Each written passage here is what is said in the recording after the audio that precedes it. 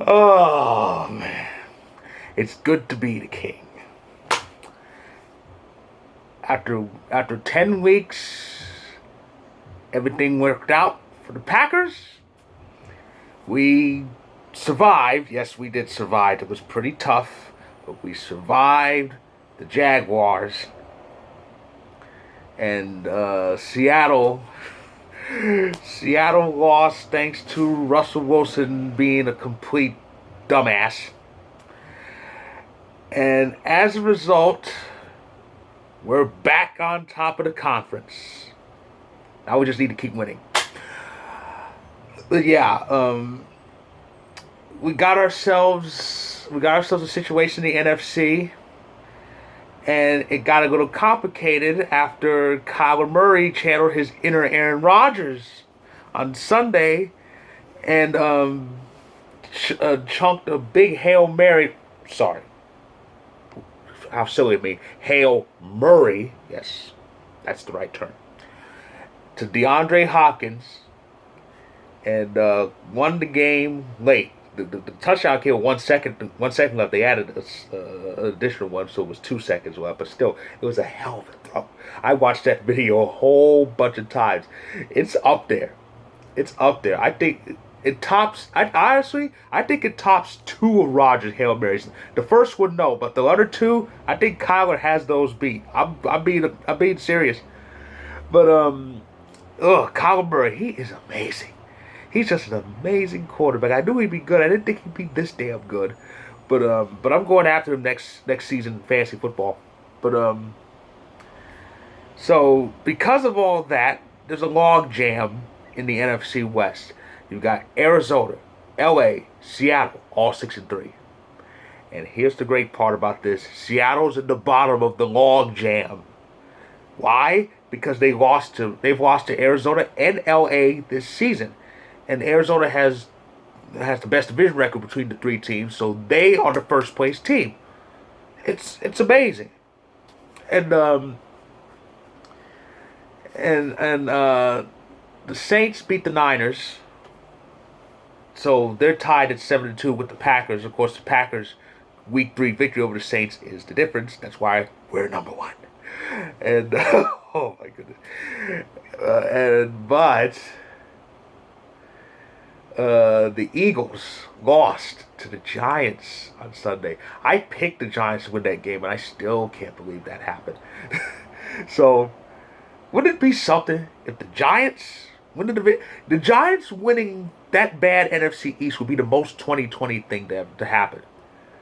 I mean, that division's bad, but even for bad division, it seemed like the Giants still weren't gonna do anything other than beat Washington, and that's about it.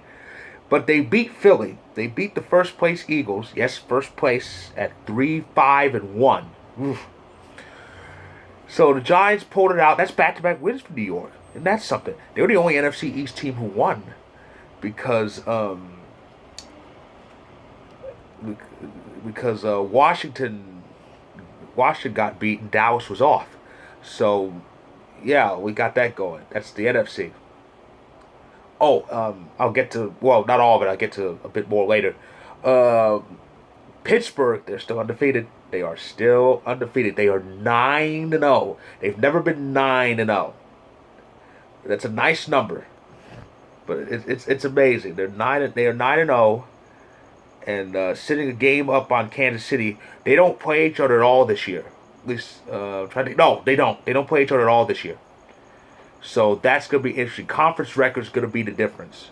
If they ever end up, if Pittsburgh ever drops one and they end up tied, it's pretty much like college football. You lose one, it may mess you up.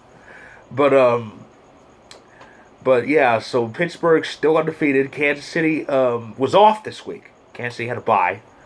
And of course, the week started with the AFC South battle between the Colts and the Titans. And what's wrong with the Titans?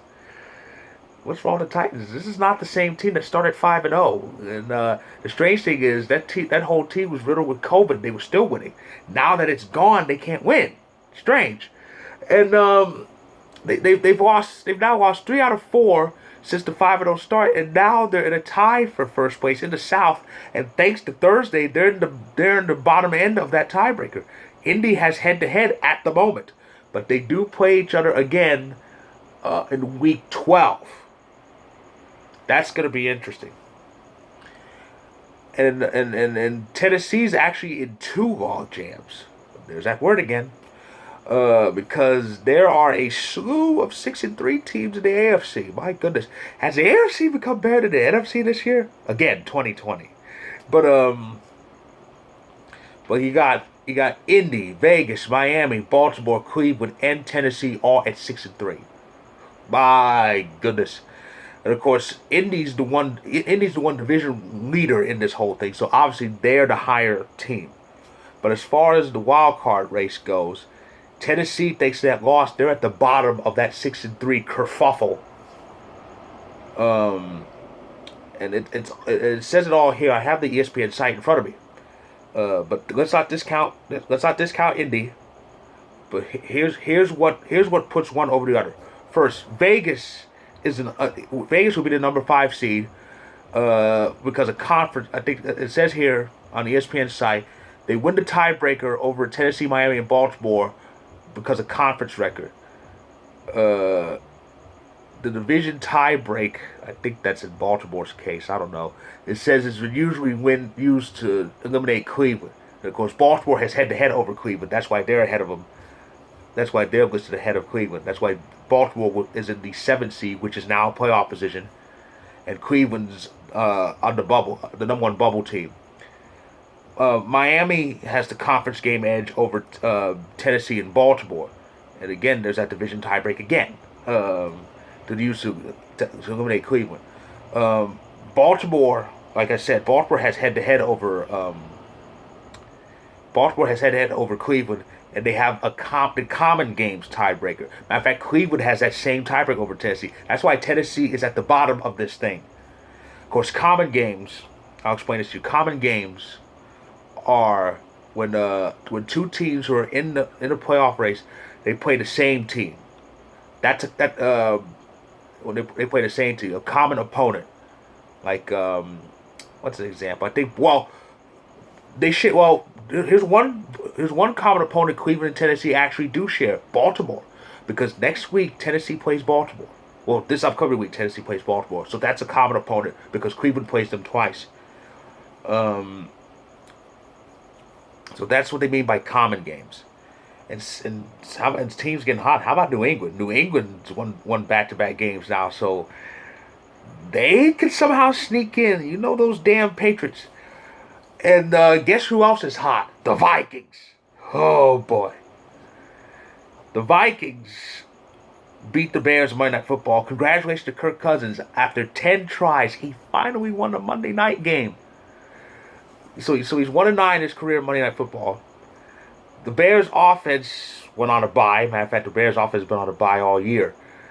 They literally scored nothing. All 13 Chicago points were from special teams. 2 field goals and a return for a touchdown, a kickoff return.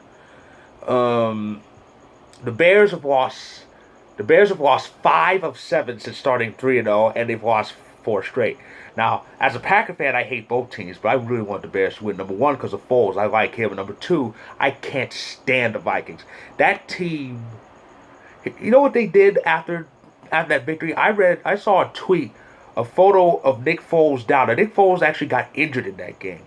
There was a photo of Nick Foles down, and it said "Bear down." Now, the Vikings justify by saying it's not the play where he got injured, but come on. We know good and damn well that they're basically reveling the fact that that Foles got hurt.